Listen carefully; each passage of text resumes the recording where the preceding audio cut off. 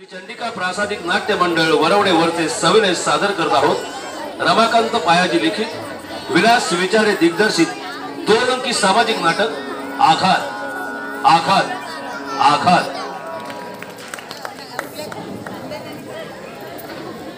या ग्रामसभेद्वारे तमाम लोकांना कळवण्यात येते बापू देशमुख यांच्या सुनेचा मृत्यू त्यांचाच 2 नंबरचा मुलगा शिवराज यांच्यामुळे झालाय असा पुरावा उपलब्ध आहे। तेव्हा आपल्या असल्या माणसाला गावात ठेवणं धोक्याचं आहे। तेव्हा आज गावाच्या वतीने मी शिवराजला 3 वर्षाची हद्दपारीची शिक्षा देत आहे। बापू यावर तुम्हाला काही सांगायचंय? तुम्ही सांगा बापू, आपणाला हा आरोप नामंजूर आहे म्हणून बोला ना बापू।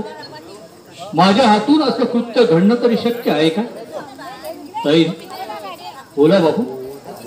बापू बापू तुम्ही सुद्धा बोलत नाहीये, पण तुम्हाला सुद्धा वाटतं की मी अपराधी आहे म्हणून? ठीक आहे, स्वतःच्या बापाला सुद्धा माझ्याविषयी विश्वास वाटत नसेल तर गावाला तरी कसं पटतं? जातो मी बापू, पण एक सांगून ठेवतो, ज्यावेळी हे निर्दोष असेल त्यावेळी हा तुमचा मुलगा फार फार बदललेला असेल। या जगाच्या पाठीवर कुठेही असला ना तरी या घरावर माझी सतत नजर असेल बापू। ठीक आहे बंडू, तुम्ही दिलेली हद्दपारीची शिक्षा मला मंजूर आहे। येतो मी, येतो।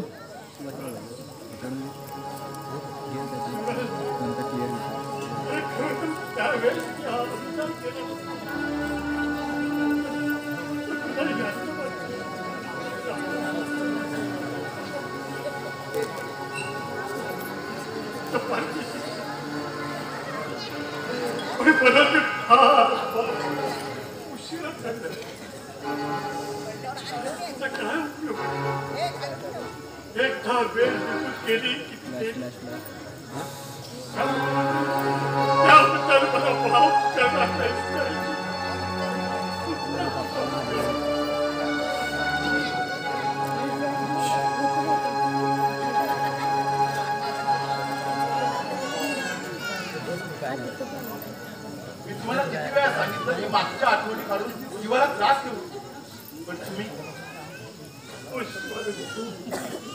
त्यावेळेस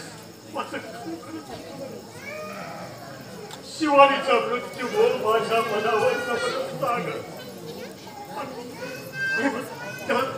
काय बोलावं याचा मला भानच नाहीतर मी त्याला ही हद्दपारीची शिक्षा द्यायला सांगितलं। शिवानीला जाऊन फक्त 3 महिने झाले, पण ह्या 3 महिन्यात मी खूप काही शिकलो तिच्यात। गरिबी दिवस काढून संसार कसा करायचा याची पुरेपूर जाणीव होती, पण आमचं सूत दैवाला पाहवलंच नाही।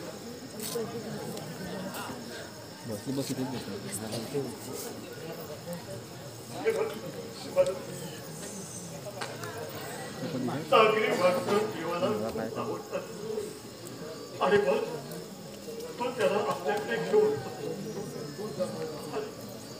आणि मग माझ्यासारखी पापी माणसं या जगात असले कठोर आघात करायला जीवन।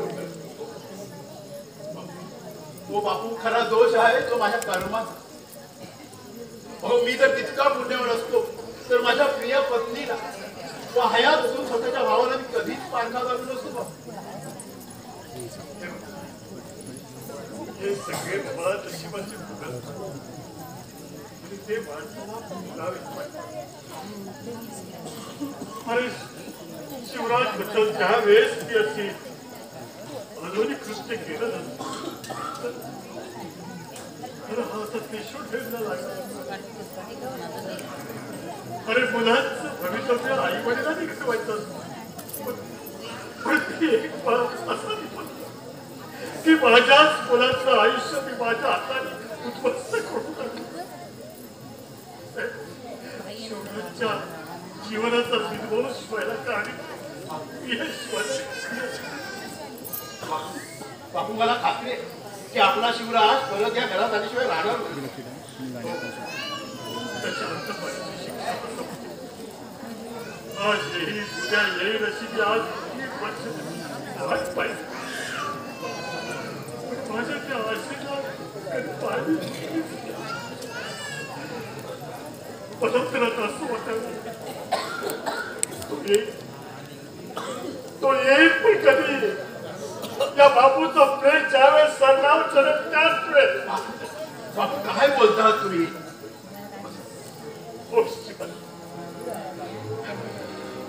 त्याशिवाय त्या माझी छाया लागली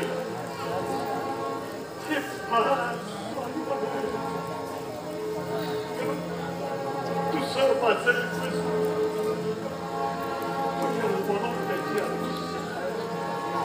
तो तिच्यासाठी तरी तटकी धावून अशी माझी खात्री आहे. पण माझी त्या आशेची बात गेल्याच आठवड्यात मी शहरात गेलो त्यावेळी मला भेटला होता शिवराज.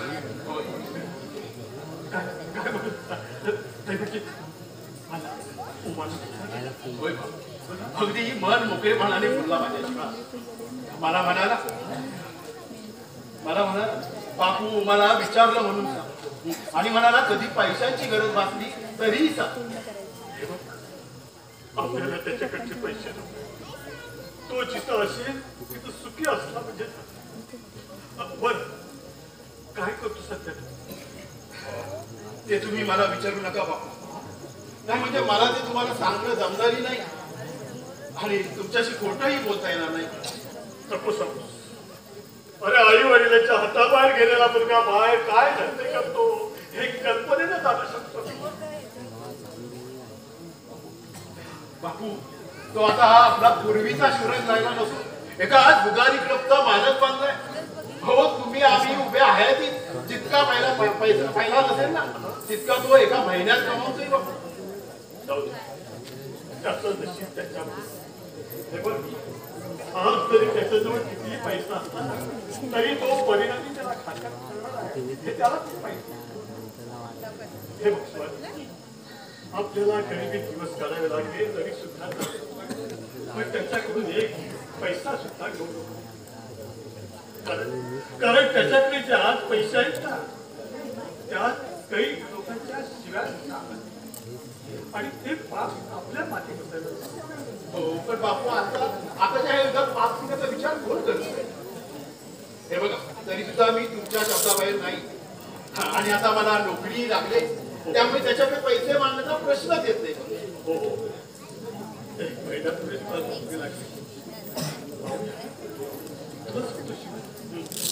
एकदाच्या माझ्या त्या लक्षात आलं त्या सगळ्या बापू तुम्ही मुली काळजी करू नका. उमाच्या लग्नासाठी प्रत्येक पगारातून बँकेत पैसे ठेवणार नाही.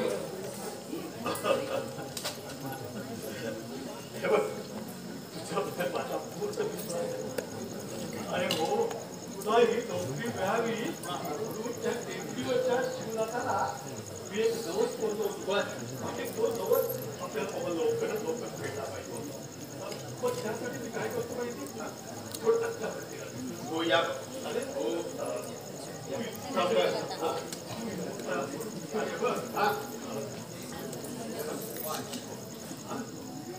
येतोय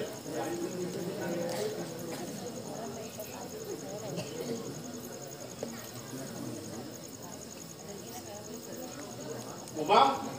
अगं हे उमा अगं बापू आमचा भटजीकडे गेले आणि मी माझ्या एका मित्राला भेटून येतो. तोपर्यंत तू जेवणाची तयारी करून ठेव. भाई मी हल्ली तुझ्याकडे रोज पाहत्या सुट्टी लागल्यापासून तू घरात थांबत नाहीये. आज तरी वेळेवर येणारस का? अगं मी कुठे फिरायला बाहेर पडलो की शिवानीच्या स्मृती परत जाग्या होतात आणि मग माझं मन अगदी खिडक्या लागतो. अगं मी तिला विसरण्याचा पुष्कळ प्रयत्न करतो पण ते तिला विसरताच येत नाही मला.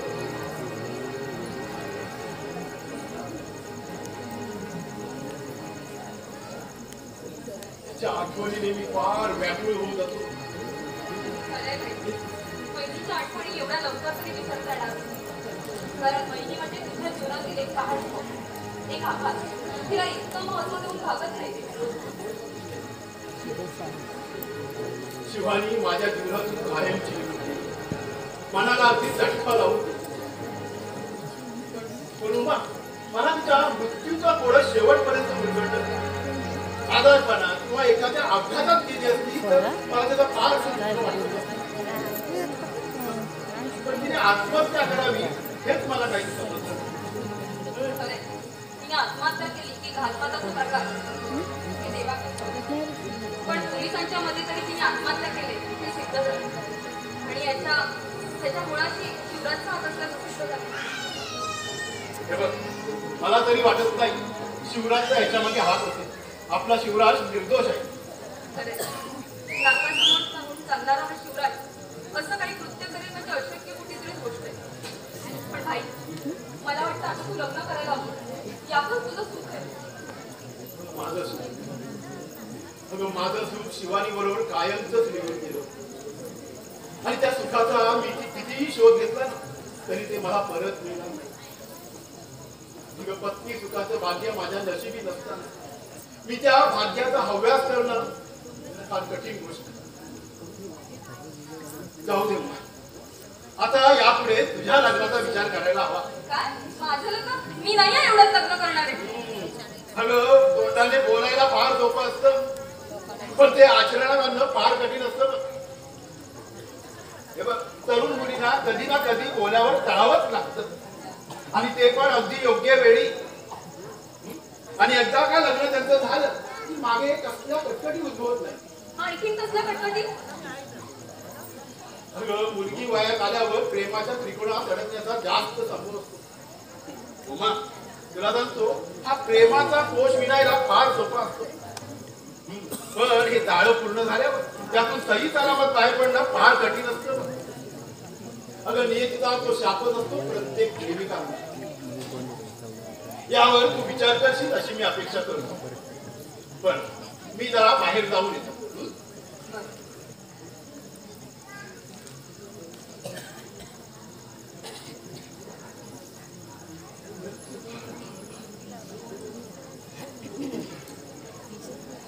बापू आहेत का? बापू बाहेर गेले. काही काम होतं का? म्हटलं तर होतं आणि म्हटलं तर नव्हतं सुद्धा. मग ते आल्यावरतीच आहे ना? अच्छा, म्हणजे मी इथून लवकर जावं असाच नाही याचा अर्थ. उमा, तुला माझ्यावर खूप नाराज झालेली दिसते. नाही म्हणजे मी तुला जी मागणी घातली ती माझी चूक झाली का? तुझ्यासारख्या श्रीमंत माणसाकडून चुका कशा होतील रे? चुका घडतात त्या आमच्यासारख्या सामान्य माणसाकडून. त्यात तुझ्यासारख्याचं काहीच होत नसतं. हे बघ उमा, एखाद्या माणसाला जी व्यक्ती आवडते त्याच्या मनात भरते आणि त्या व्यक्तीजवळ प्रामाणिकपणे जर का आपल्या भावना व्यक्त केल्या तर तो गुन्हागारच नसतो. उमा, लक्षात ठेव. मुळात आहे ना, भावनांचं निधन होण्यासाठी ना मनामनाचा संगम व्हावा लागतो. तरच ते भावी आयुष्य सुखदायक असतं. नाहीतर त्यापासून होणारा विध्वंस हा रटळ असतो. हे बघ उमा, मी तुला विचारलं, तू नकार दिला. तेव्हापासून मी तुझ्या वाटेला सुद्धा कधी गेलो नाही. गेलो का?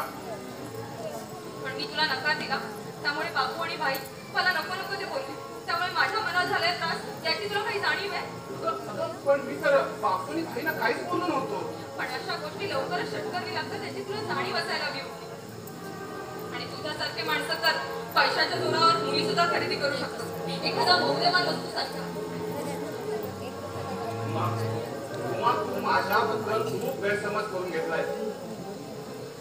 हे बघ उमा, तुम्हाला जाणून बुजून दुखवायचा माझा मुळीच हेतू नव्हता. बरं दुःख शीतल असतं असं म्हटलं. त्याचा अर्थ त्यालाच कळतो. आणि प्रत्येकाच्या दुःखाची कथा निरनिराळी असते. खरं सांगू उमा, या गावात हे बघ, या गावात सुद्धा लहानपणापासून पाहतोय त्या वडिलांचा आणि आमचा पूर्वीपासूनचा घरोबा आणि त्यामुळेच मी इथं कधी कधी येतो. हे बघ, प्रत्येक तरुण तरुणीच्या मनात आपल्या भावी जोडीदाराबद्दल स्वप्न असतं आणि तसंच माझं सुद्धा एक स्वप्न होतं.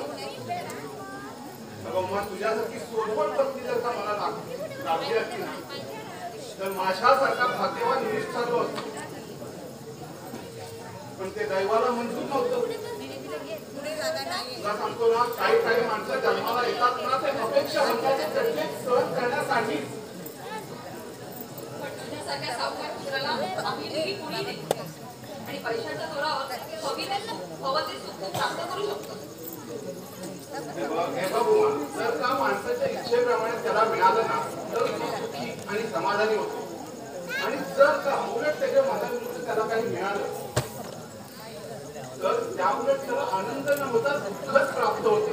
पण ते मुळात आडतच नाही की मुळात कुठे येणार चांगलं द्यायचं नाही आणि बघ दुसऱ्यावरची सक्ती करून त्यांची मने घडत असतात. त्यासाठी त्यावर हळूवार उपाय करताना ब्राह्मणाचा पुजारी असावा लागेल. म्हणजे पाटलांच्या बहादूर सारखा. जयदेव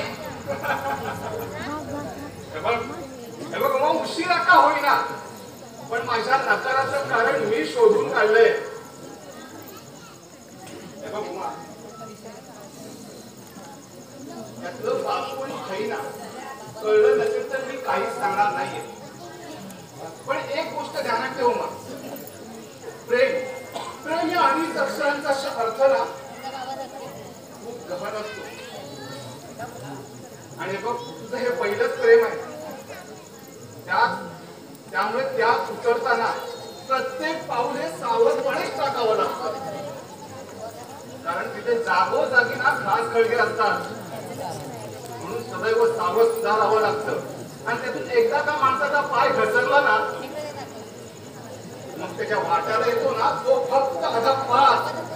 मग त्यातून त्याला कोणीच वाचू शकत नाही, ना वडील ना भाऊ. माझी निवड चुकीची आहे असं मला तरी वाटत नाही. अगं नाही तुला ते आता वाटणार देखील नाही. कारण तू आता प्रेम गंगाने पार मोहून गेलेस ना. हे बघ मी तुला हे मस्त राहील कोणत्याही हिवे देवेने सांगतो असं नाही. हे बघ उमा, मग तुझ्या भल्यासाठी मी तुला सावध राहण्याचा इशारा देतोय. हे बघ उमा, त्या बहादूरला तुझ्यापेक्षा मी जास्त जवळून ओळखतो. नावाप्रमाणेच तो बहादूर आहे हे लक्षात ठेव. आणि याचा विचार उमा तू जरूर करशील अशी मला आशा वाटते. बरं येतो मी.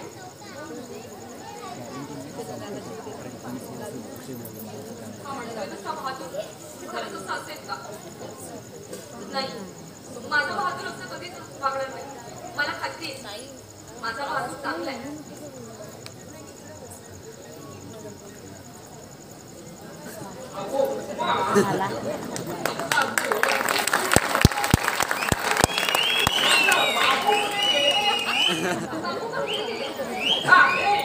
म्हणजे मी त्याला शोधत आलो आणि ते वस्ती शोधत गेले.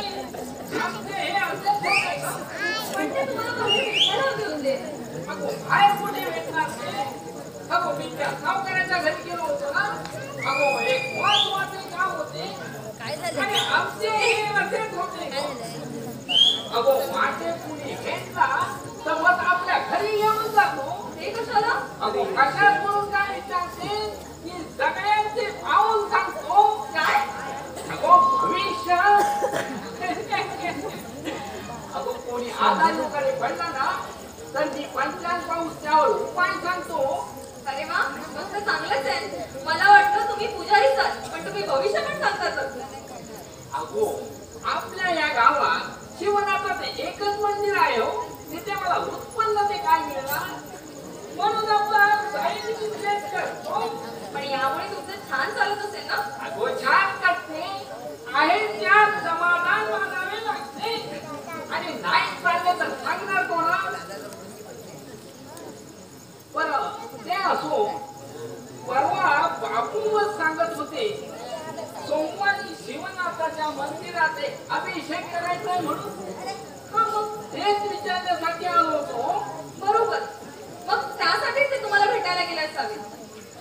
बरं तुम्ही बसा, मी पटकन चहा करते. अगो नको गो, मी आत्ताच घेऊन आलो. हो नको कशाला म्हणताय वरती बुवा. ताई हा? मी आणाल 2 कप चहा. बरं आणते. सिंधुलीच्या तूच कोणी सांगितलं रे मध्ये मध्ये बोलायला हा? तुम्ही भांडू नका, मी पटकन चहा आणते. ताई आता आता नकोय मला चहा. मी तसं ना खट्ट्यानं म्हणालो होतो तुला. बरं चालेल, मी येते. बरं तू चल आतमध्ये. हो. घरातील कामे आठवायला माझं थोडं बापूंशी काम आहे. काय महत्वाचं काम काढलं रे सिंधुल्या हा? हो काल रात्री मला एक स्वप्न पडलं. तुला? तो स्वप्नात एका लंगड्या माणसाने लाथ मारली. अरे रंडीचे आज स्वप्नात कधी लग्ना माणूस रात मारून काय रे हा? हो खरं देवा शपथ. हो मी असा पुढे जात होतो तितक्यात अशी लाथ आणली. अरे सिंधुलीच्या तू मजला तू करतोस ब्राह्मणातला तू करतोस हा? पाप लागेल हो पाप. क्षमा वडकी बुवा. हो त्रिवार क्षमा. हो जसं स्वप्नात मला दिसलं त्याचं मी तुम्हाला प्रात्यक्षिक करून दाखवलं. बघ आता पंचांग पाहून सांगा भाऊ या स्वप्नाचा अर्थ. हो लंगडा म्हटला की नक्कीच साथ येणार ओपनला. तुम्ही फक्त क्लोज सांगा क्लोज. आज तुझ्या तोंडाला लागली आगती. अरे शिरप्या मग तू आकड्याचा नंबर विचारतोस हा काय तू लाज शरम वाटते की नाही. हो असे एकदम गरम होऊ नका वडकी बुवा. हो त्यात लाज असते. हो आजकाल सगळेच मटका खेळतात. तुम्ही कुठल्याही ऑफिसात सकाळी जा. हो तिथे सांकेतिक भाषेत एक दुसऱ्याला विचारतो काय रे आज किती ठार झाले. दुसरा चटकन म्हणतो 12. हो मग विचारणारा आंबट तोंड करून म्हणतो अरे अरे एका आकड्याने घोटाळा केला.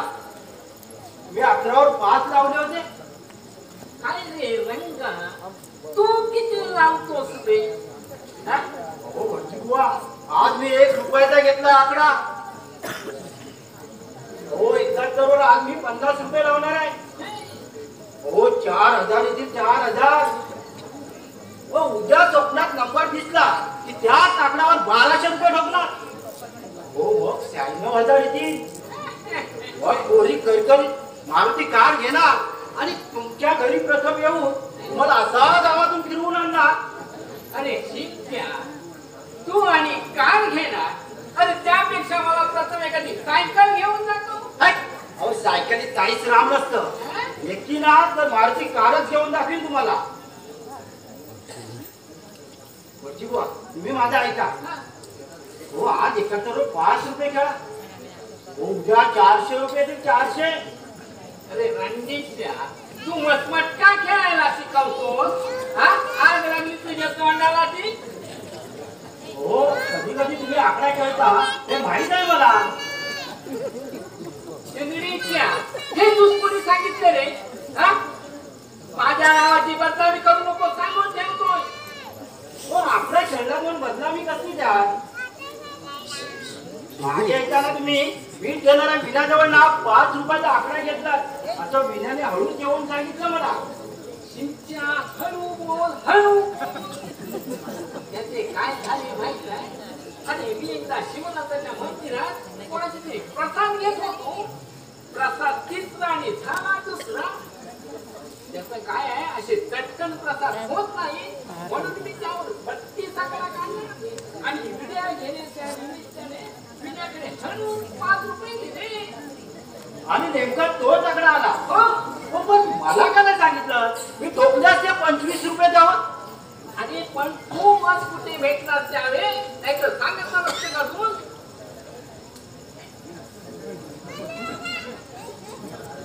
हे बघा पण रंगा, हे बघ, मी आकडा खेळतो हे कोणा सांगू नको हो. हो पण त्या विनाने सांगितलं तर अरे नाहीतर काय होईल. अरे देवळाचा पुजारी मटका खेळतो. अख्ख्या गावातले लोक माझ्याकडून देवपूजा करून घ्यायला नाराज होतील हो. आणि देवाचा सुद्धा खूप होईल.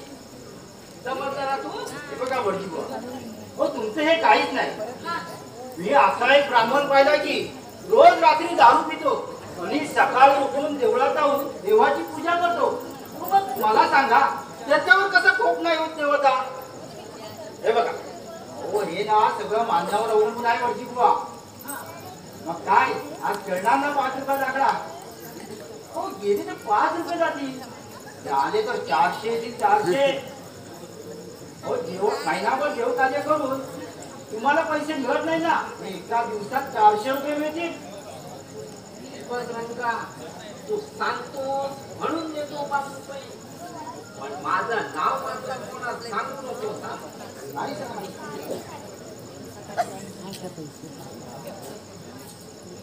हो पण ठीक का हो आकडा आला त्या विण्याने कोणाला सांगितलं तर तुझा आकडा म्हणून सांगितलं तर कसे कळेल कोणा. त्याने तू 10-20 रुपये खर्च केले तर चालतील दारू सिगरेटसाठी. हो मला आकडा लागला की मी दारू पितो आणि सिगारेट ओढतो 555 नंबरची. आणि काय रे नाहीच आकडा आला तर करतोस काय. तर ताडाची माडी आणि 30 नंबर विडी. अजाब व्यक्ती आहे तो अजाब व्यक्ती. बरं रंगा हे मटक्याचे पुराण आता बंद कर आणि जरा चांगले काहीतरी सांग. आल्यापासून आपलं स्वागत काय. नाही म्हणजे बरी केली आठवण भटजी बुवा.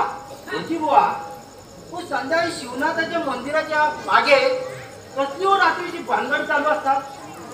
सिंधीच्या तूच कशाला हव्यात रे या चौकशा. आणि मी कधी ते पाण्यात ठेवून बसतो होय. हो तुम्ही देवळाच्या पुजारी म्हटल्यावर तुम्हाला थोडी तरी माहिती त्यातली असली पाहिजे. नाही म्हणजे मी असं ऐकलंय की पाटलाचा बहादूर तिथे कोणाकोणाला घेऊन येतो म्हणून. हे मग उगाच कोणाची तरी नावे घेऊ नकोस. हा अरे या गावचे पाटील आहेत ते, त्यांचा सगळा गाव तरकतो हो त्याला. हे मग त्यांच्या भानगडी उजेडात आणण्याचा प्रयत्न करशील ना तर दुसऱ्या दिवशीचा आकडा ख्याला जिवंत नाही हो. हा मी सुद्धा घाबरत नाही. माझी सुद्धा ना शहरातील शंकर दादाची खूप ओळख आहे. अरे त्याला जर निरोप दिला ना तर अशा पाटलाच्या क्षणात पाटील दोन करून टाकेल. अरे तू मटक्यावरून एकदम दादागिरीच्या भाषा बोलायला लागला. आपला निघतोच कसा इथून. अरे कोणी ऐकला तर माझी देवळातली नोकरी नाही की जास्त भीती वाटते. बघा भटजी बुवा हो नोकरी गेली तर घाबरू नका. हो आपल्या नाक्यावरचं ते देसाईचं दुकान आहे ना तिथे मटका भीट घ्यायला बसा. हो दिवसातून 400-500 रुपये मिळाले तर शेकडा 10 रुपयाप्रमाणे 40 रुपये कमिशन मिळेल तुम्हाला. आग लागली तुझ्या तोंडात तरी मला मटक्याचे मी घ्यायला सांगतो. काय तू वाटत की नाही. माझ्याकडे मग फिक्स गिरायचं तुम्हाला. हे मग आता जास्त बोलशील तर कमरण्यात साथ घालीन. आज इकडे कुठे तुमची स्वारी. देवळातली पूजा लवकर आटपली वाटतं. हो हो आणि लवकर लागत हो नाही म्हणजे काय माहिती आहे संध्याकाळचे ते घाबरतात देवळात जायला म्हणून ते सकाळी रोज जातात देवाची पूजा करायला. संध्याकाळी म्हणे देवळाच्या बाजूला पिछाडी आहे म्हणून त्यामुळे भूताला घाबरतात ते. नाही का भटजी बुवा. हो माहिले तू भूताटकी बघितलीस ती. मग पुष्कळ वेळा पण त्या भूतांची तोंड दिसत नाहीत. पण एक दिवस जवळ जाऊन पाहण्याचा प्रयत्न करणार आहे मी. आणि त्यांनी तुला सपाटलं तर. अरे झपटलं तर हे भटजी बुवा आहेत की अंगारा दोरा देऊन त्या भूतांचा बंदोबस्त करतील. आणि सिंधीच्या मी काय मानते काय होय तुला अंगारा दौरा नाही ना. हा चल पुढे झाली हो तुझ्या अक्कल. अरे अशाने एक दिवस दात घालून घशात घालून घेशील. बत्तीशी हो भटजींच्या तोंडचा शब्द म्हणजे रामबाण. चला भटजी बुवा तुम्हाला त्या 32 बद्दल महत्वाचं सांगतो. बापू अहो बापू. बापू बाहेर गेले. तुला त्यांना भेटायचं होतं का. छे ग त्यांना नव्हे तर त्यांच्या मुलीला. आज 15-20 दिवस झाले तेव्हा तुला त्यांच्या मुलीची एकदाही आठवण नाही का आली. यायची ना दिवसातून 4-4 वेळा आठवते.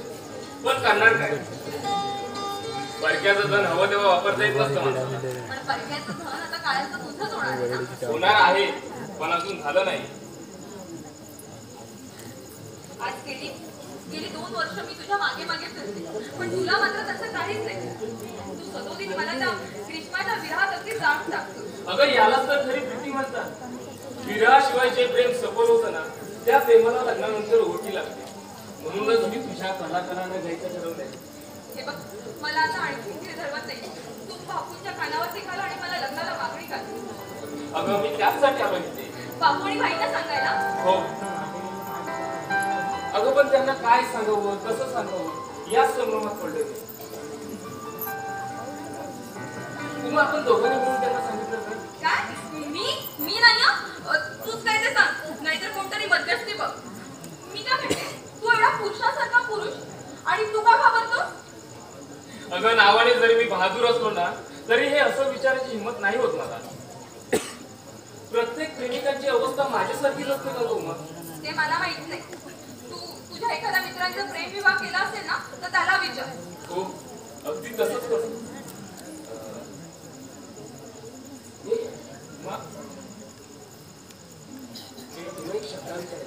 ठीक आहे. नाही म्हणजे तुझे बापू भाई आपल्या लग्नाला नक्की परवानगी देते, पण त्या शिवराजचं काय? अरे तो माझाच भाऊ आहे. तो माझ्या लग्नावर कधीच येणार नाही. त्याला गावाने दिलेली हद्दपारीची शिक्षा याच महिन्यात संपते आणि तो पूर्वीसारखा प्रेमळ शिवराज राहिला नाही ग, तर शहरातील मोठ्या मोहल्ल्याचा दादा झालाय याचीच भीती वाटते का मला. आणि त्याच्या हद्दपारीच्या शिक्षेसाठी माझ्या धनेदाराचा संबंध आहे असं वाटेल त्याला. त्यामुळे तो या लग्नाला विरोध केल्याशिवाय राहणार नाही. तशी काही लेची पेची नाहीये.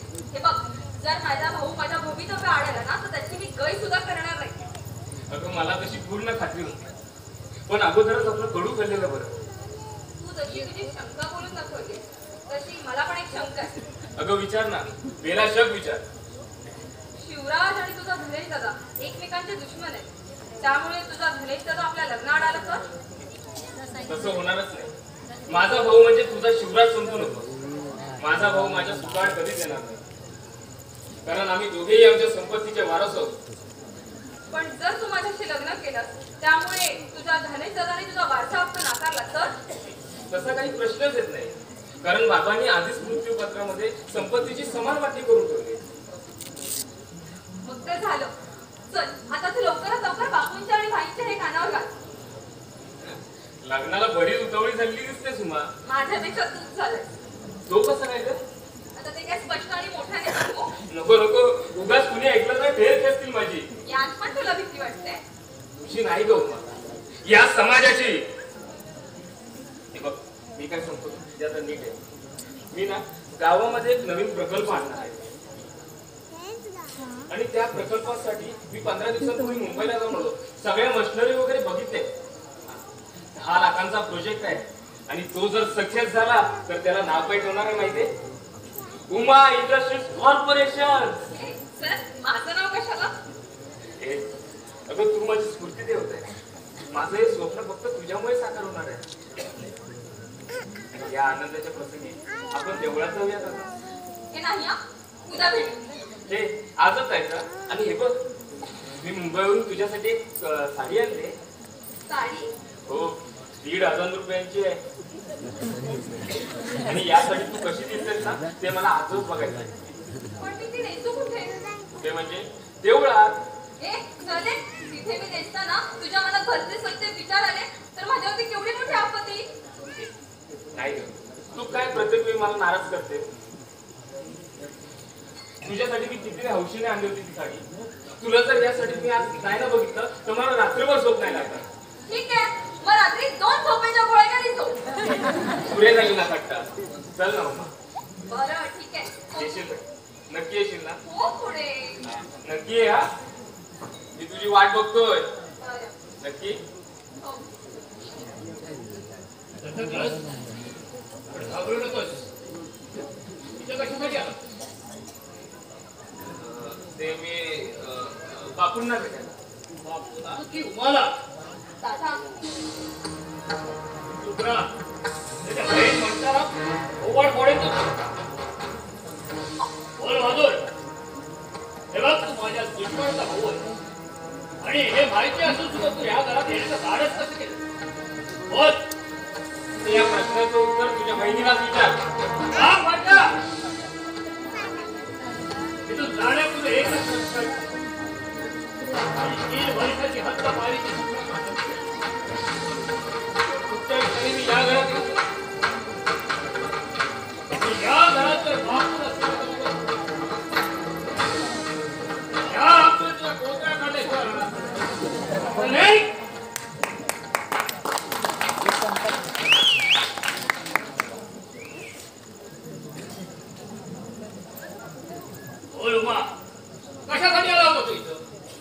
बापूंकडे त्याचं कसलं तरी काम होतं, त्याने मला सांगितलं नाही.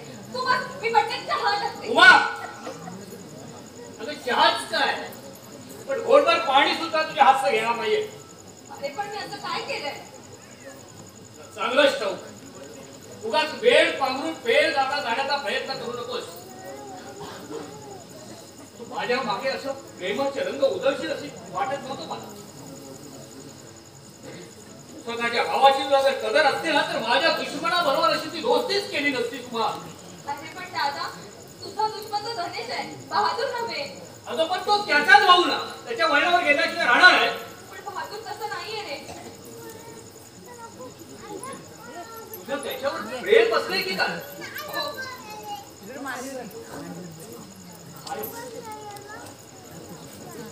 दादा म्हणून हात मारू नकोस मला. अगं दादाच्या तोंडाला काळं पासतच याची जाणीव असते, तू अशी घालून केलंच नसते. पण दादा, त्यावेळी खरंच मला माहित नव्हतं रे. प्रयत्न नाही का करणार? मी नक्की प्रयत्न करेन, पण मला यात किती यश आहे हे नाही रे मला ठाऊक. मग प्रेम करणाऱ्या माणसाची व्यथा मी जाणू शकतो ना. पण प्रेम हे पवित्र फुल आहे. ते फुल ज्याच्या चरणी अर्पण करायचं असतं ना, त्याची योग्यताही तेवढीच असावी लागते. पापी माणसावर त्याचा वर्षाव करू नये आणि त्या फुलाचा अवमान करू नये कधी. दादा, तुझं इच्छा असतं तर माझ्याकडून हा अपराध कधीच घडणार नसता. आता पण मी काय मुद्दाम गेलो होतो तिथे. त्या चांडाळालाच भाग पडला होता मला जायला. त्याला माझ्या जीवनाला सुरुंग लावला. नाही उमा, आज ना उद्या त्या लोकांचा मी बदला घेतल्याशिवाय राहणार नाही. ठीक आहे, येतो मी. पण हे बघ, मला बापूशी काही बोलायचंय. लवकरच येईल पण जातो.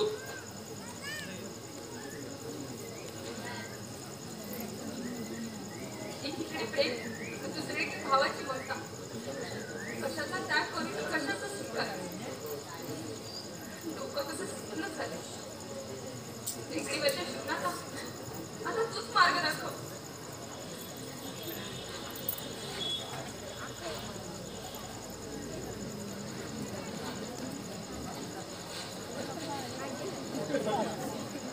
राष्ट्रवादीच्या मैत्रिणीला भेटून येते. हो.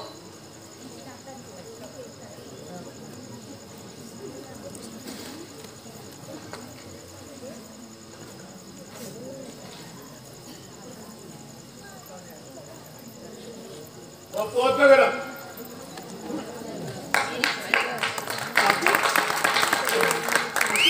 काय करणार? यावं लागलं.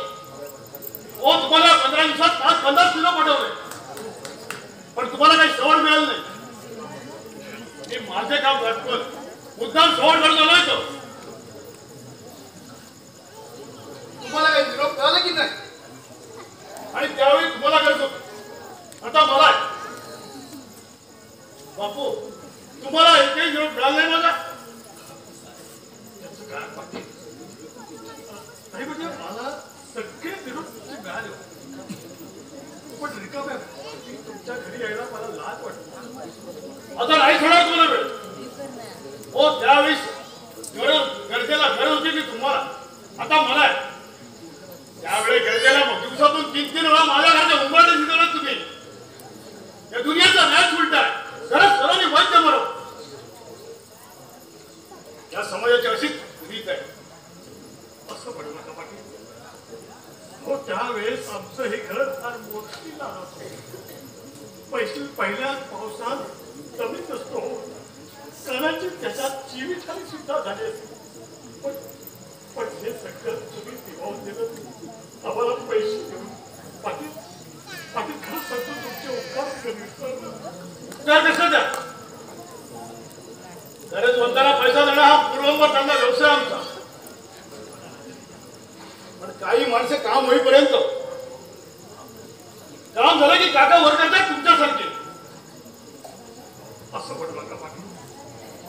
मी तुमचे सगळे पैसे देईन, अगदी व्याजच आहे.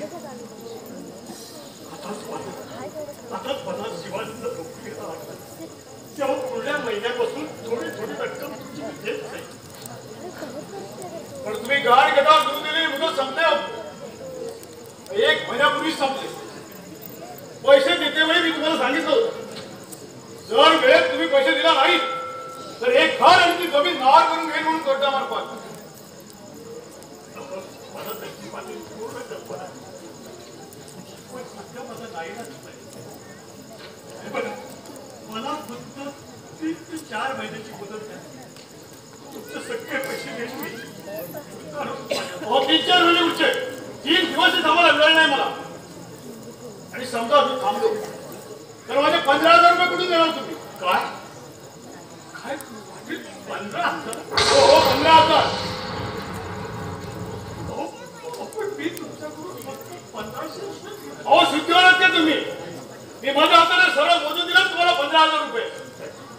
आणि तसं तुम्ही मला गाड कथावर घेऊन सुद्धा दिलं. आणि नीट वाचून बघा, नसेल तर तुमच्या मुलाला वाचून राहायला सांगा.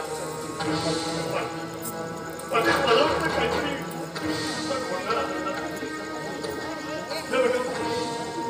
तुम्ही जर का विसरला असाल तर परत आठवण करा. तो हे कर्जाचा ओझा आम्हा गरीबावर टाका होता. बाकी वाटल्यास तुमचे खरंच पाय करतो.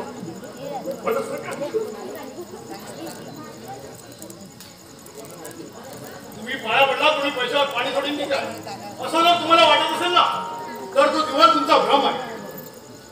व्यवहाराच्या बाबतीत मी कधीच कुणाची काय करत नाही. आणि असंच जर आम्ही प्रत्येकाला पैसे सोडले ना हो तर आमची पाटील इतक्या जमावायला वेळ लागणार नाही.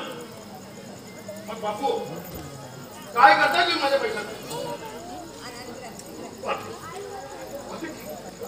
काय करावं असं मला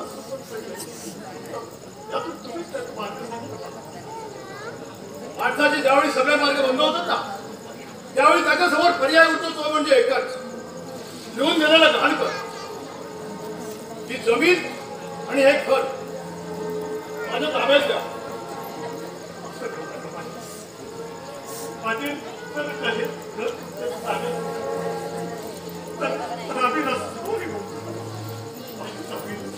माझा काळजाचा तुकडा पक्की काढून कशाची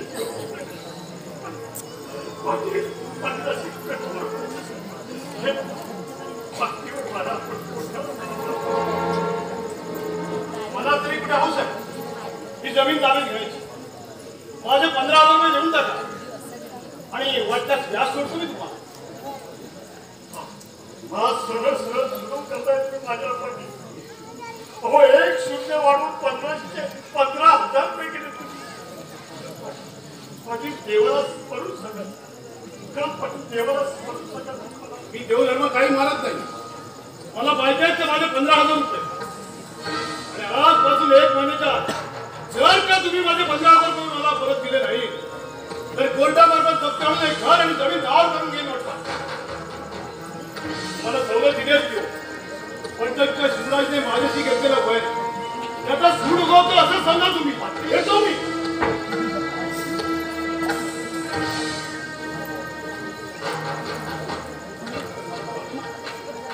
पाटील कशासाठी आली होती?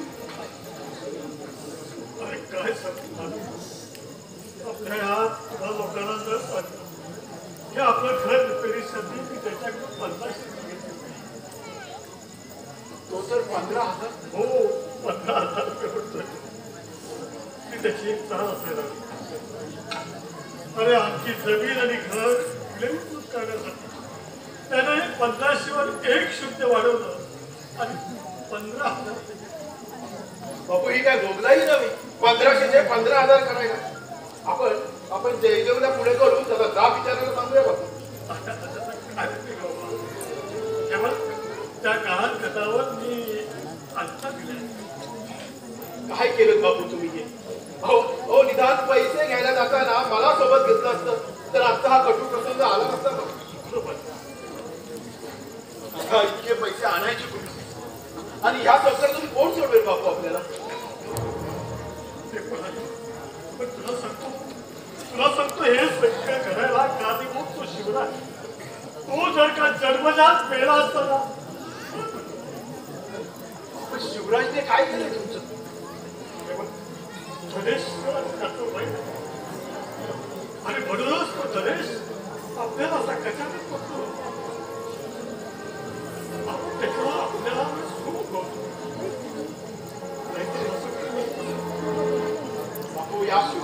मुळीच दोष नाही. तुम्ही या धनेशच्या शब्दावर विश्वास ठेवून त्याला हद्दपारीची शिक्षा दिली होती बापू. आठवतंय ना तुम्हाला? अरे पण गावातल्या सगळ्यात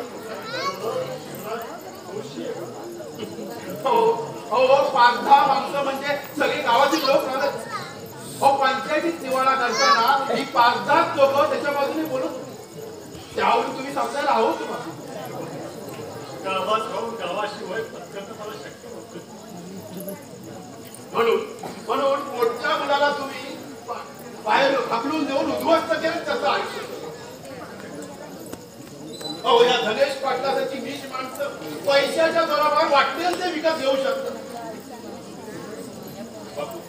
लहान तोडी मोठा घात घेणं नको. पण आज या धनेशचा जास्तच अतिरेक झाला ना, म्हणून बोलावं लागलं मला.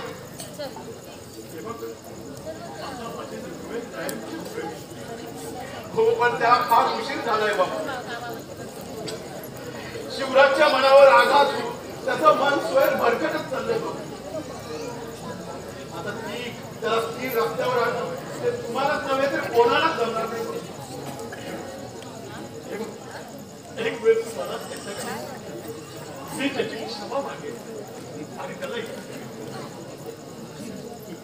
पण ते आता शक्य नाही बाबा. तो फार मानी स्वभावाचा आहे. बापू तुम्हाला सांगतो, तो शहरात जाऊन राहिलाय म्हणून सुदैव समजा. नाही तर त्याच्यासाठी दुसरा कोण दरोडेखोर असता ना, तर त्याच्यावर ज्याने अन्याय केला ना, त्यांना एकेकाला त्याने ठार मारला असतो बापू. पटतंय आता ही जगदीची भांडण त्याला कळली ना, तर काय कळेल काही सांगता येणार नाही. ते तर त्याला कळणारच आहे बापू. तो जर का कुठे भेटला तर त्याला ही गोष्ट अरे तर मोठ्या संकटाला तोड द्यावं लागेल मला या हातात पडली. बापू मगाशी येऊन गेलो मी, तेव्हा तुम्हाला समजलं की तुम्ही कुठेतरी बाहेर गेला.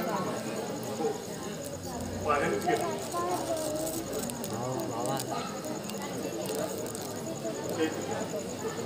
स्वस्त आम्ही दुर्दैवाच्या घेण्या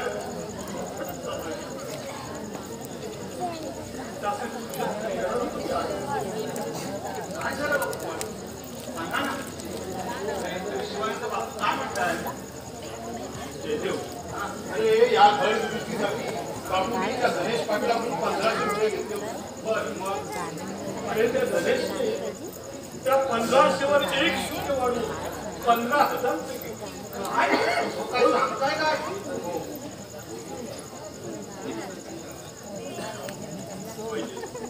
त्यामुळे बापू फार कठोर गेले. तरी आता थोडी रक्कम असती तर यातून कोणाकडून तरी मागता आले. एवढी मोठी रक्कम आपण मी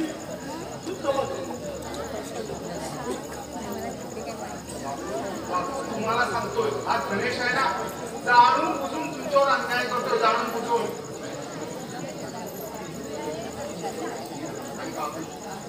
बापू मला सांगा, त्यावेळी तुम्हाला जर का पैशाची गरज होती तर 1500 रुपये मी नसते का तुम्हाला दिले? मला दिले असते त्याची मला खात्री आहे. पण खरं सांगतो, त्यावेळेस माझ्या या उपासाने तुला लग्नासाठी नकार दिला ना, त्यामुळे मला दोष ठेवण्याची आज वाटते. हो बापू, ही घटना मी कधीच विसरून गेलो. बघा, आम्ही तिला पसंत होतो आणि तिने बापू नकार दिला. त्यात काय एवढा आहे?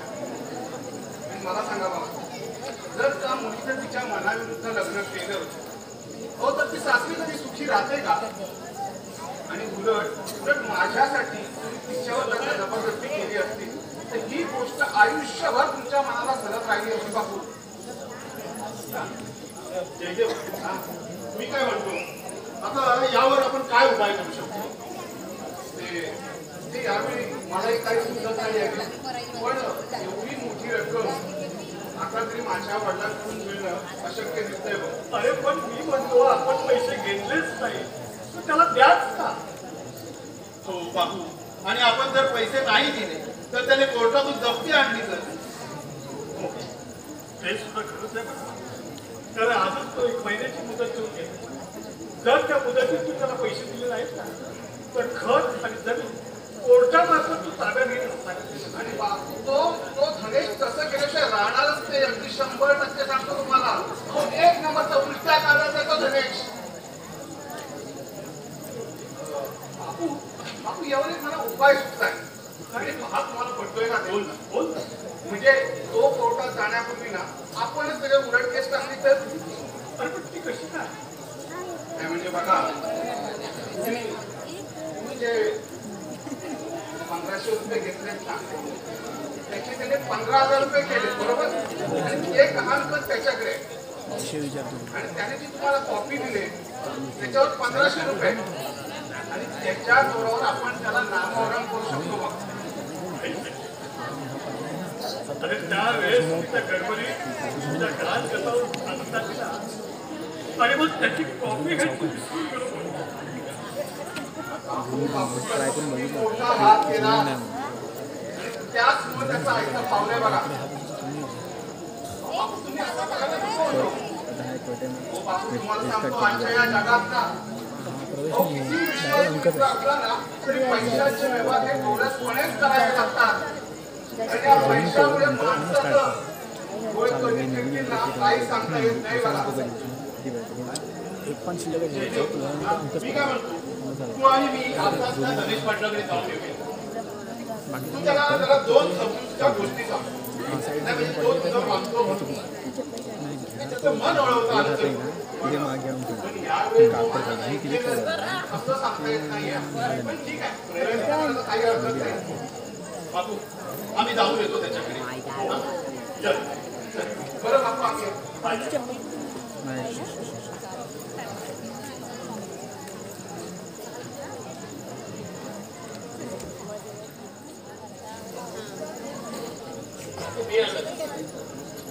कायमचं राहण्यासाठी नव्हे एका महत्वाच्या विषयावर तुम्हाला काही बोलायचंय.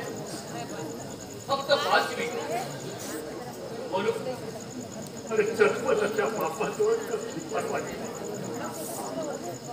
बापू आपल्या बाप मुलाचं रथ तुम्हीच तोडलंय ना ते म्हणून परमेश्वर परवानगीची अपेक्षा करतो. आधी एक एक आघात बसले मस्त होतात आणि त्या गेलेल्या बापाला आणखी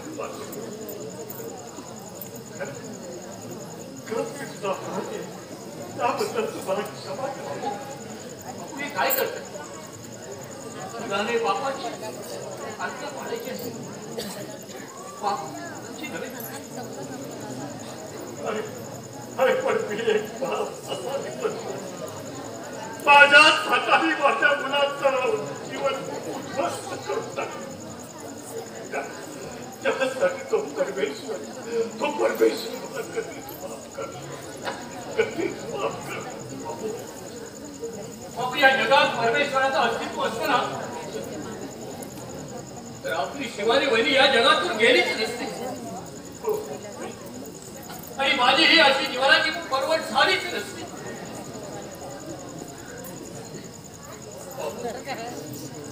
बाबू तुम्ही समजता कसा मी पूर्वीचा शिवराज राहिलेलो नाहीये. तो शिवराज कधीच मेलाय. मला हद्दपारीची शिक्षा झाली त्याच वेळी. आता जो तुम्हाला हा शिवराज दिसतोय ना ते खुडी गुंड बॉल या मतलबी जगाची पर्वा न करणार आणि इतकं अजूनही सुद्धा एक माणूस तिथं धारा वाहतोय केवळ आपल्या रक्ताच्या आणि म्हणूनच कर्तव्याचं पालन करण्यासाठी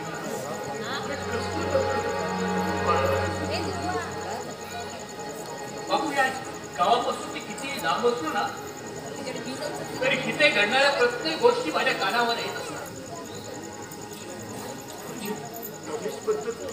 नाही बापू नाही. वेळ येतात त्याला सुद्धा मी त्याला शिकवणार आहे. पण त्याचा तो भाऊ बहादूर अरे बहादूरने काय केलं? काय केलं म्हणजे या गावात असूनही तुम्हाला माहिती नाही.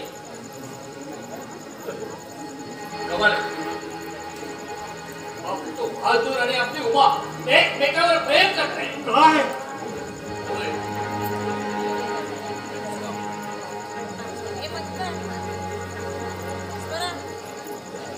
महाराष्ट्राच्या घराण्याची माझी कायमची दुश्मनी हे तुम्हाला चांगलं ठाऊक आहे.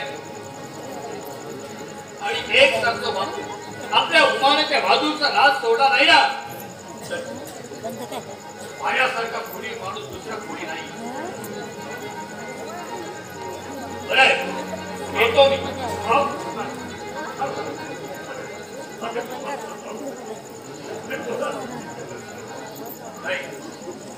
मी थांबू शकत नाही. तुम्हाला अज्ञात सांगलेली गोष्ट मी फक्त तुमच्या कानावर घालण्यासाठीच आलो. चांगली की वाईट याचा विचार तुम्हीच करा. मी माझं कर्तव्य केलं. पुन्हा यावेळी इथे येईल ना आपली उमा आणि तो बहादूर यांचे संबंध कायमचे तुटलेले असतात. आणि नाही तर तुटलेला तर माझ्या बाजू किती खूण होती तर नाही सांगते. जातो मी. शिवराज